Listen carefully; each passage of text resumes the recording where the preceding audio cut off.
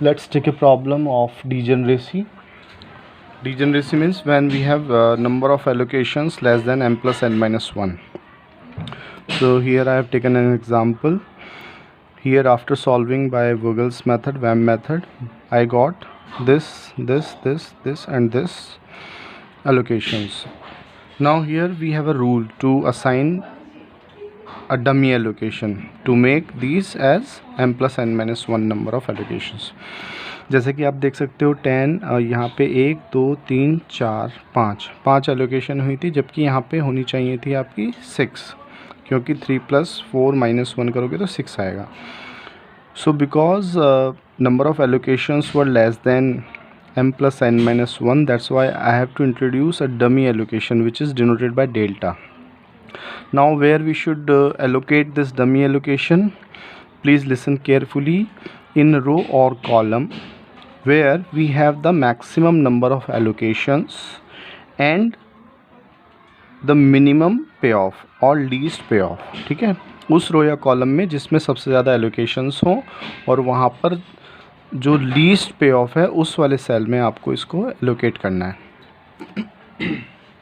दूसरी बात ये ध्यान रखनी है कि जब आप इसको एलोकेट कर रहे हैं तो क्लोज लूप नहीं बनना चाहिए. ठीक है, मान लिया सपोज़ यहाँ पे रखने से क्लोज लूप बन रहा होता मेरा, तो मैं फिर ज़रूरी नहीं कि इसी में ही करता, किसी और रो में देखता जहाँ 2 एलोकेशंस हैं, सपोज़ यहाँ भी करना पड़ता तो यहाँ कर देता. लेकिन इस बात का ध्यान रखना, क्लोज लूप नहीं बनना चाहिए जब आप इसको असाइन कर रहे हैं. 99% बनता नहीं है अगर आप मैक्सिमम नंबर ऑफ जहाँ पे एलोकेशंस हैं उस रो या कॉलम में एलोकेट करोगे जब. ठीक है, ओके.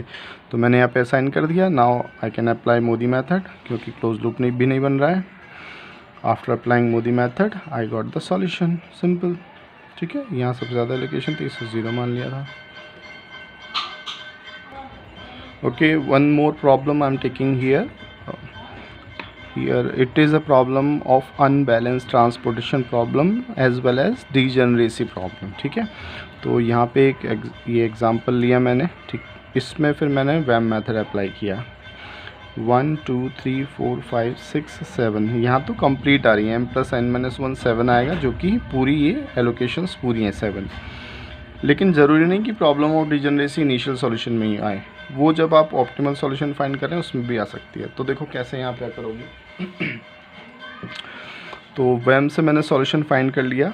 फिर इसके बाद जब मैंने मोदी मेथड अप्लाई किया तो यहाँ पे हुआ क्या कि जब मेरे को यहाँ पे मोस्ट नेगेटिव DIJ मिला तो यहाँ से मैंने लूप बनाया. लूप बनाते हुए क्या हुआ, यहाँ पर नेगेटिव साइन आए और दोनों कॉर्नर पे 30 वैल्यू है, सेम वैल्यू है. तो जब मैं इसको सब्ट्रैक्ट करूँगा 30 में से 30, तो 2 एलोकेशन एकदम से यहाँ पे 0 हो जाएंगी. एक यहाँ पे ऐड तो होगी, लेकिन ये 2 एक साथ साइमल्टेनियसली 0 हो जाएंगी. तो इस वजह से एक नंबर ऑफ एलोकेशन कम हो गई हमारी नेक्स्ट इटरेशन में मोदी टेबल 2 में. तो यहाँ पे ये UI VJ निकालने से पहले मुझे क्या करना पड़ा, 1 2 3 4 5 6 बची थी ना, एक मेरे को 7th एलोकेशन यहाँ पे एलोकेट करनी पड़ी. फिर से वही रूल है, मैक्सिमम नंबर ऑफ़ एलोकेशन. यहाँ देखो दो ही थी मैक्सिमम नंबर ऑफ़ एलोकेशन, लेकिन जो लीस्ट वैल्यू मुझे मिल रही थी वो यहाँ पे मिल रही थी. ठीक है, तो मैंने इसलिए यहाँ पर इसको एलोकेट कर दिया था डमी एलोकेशन को. डमी एलोकेशन कभी भी जब आप इंट्रोड्यूस करते हो वो केवल अपने सॉल्यूशन को फाइंड करने के लिए करते हो, उसमें उसकी हमेशा वैल्यू 0 ही रहती है डमी एलोकेशन की. तो डेल्टा को कभी भी आप कैलकुलेट नहीं करोगे, it's value always would be 10 to 0.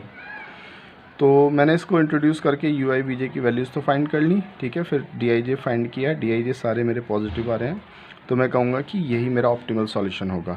तो ऑप्टिमल सॉल्यूशन में x11 की वैल्यू 30 आ जाएगी, x12 की 20, x22 की 5, x23 की 35, इसको कंसिडर नहीं करेंगे. x34 की 40, x35 की 30, और आफ्टर दैट मल्टीप्लाई करके पे ऑफ से आप टोटल ट्रांसपोर्टेशन कॉस्ट निकाल सकते हैं. Okay, thank you.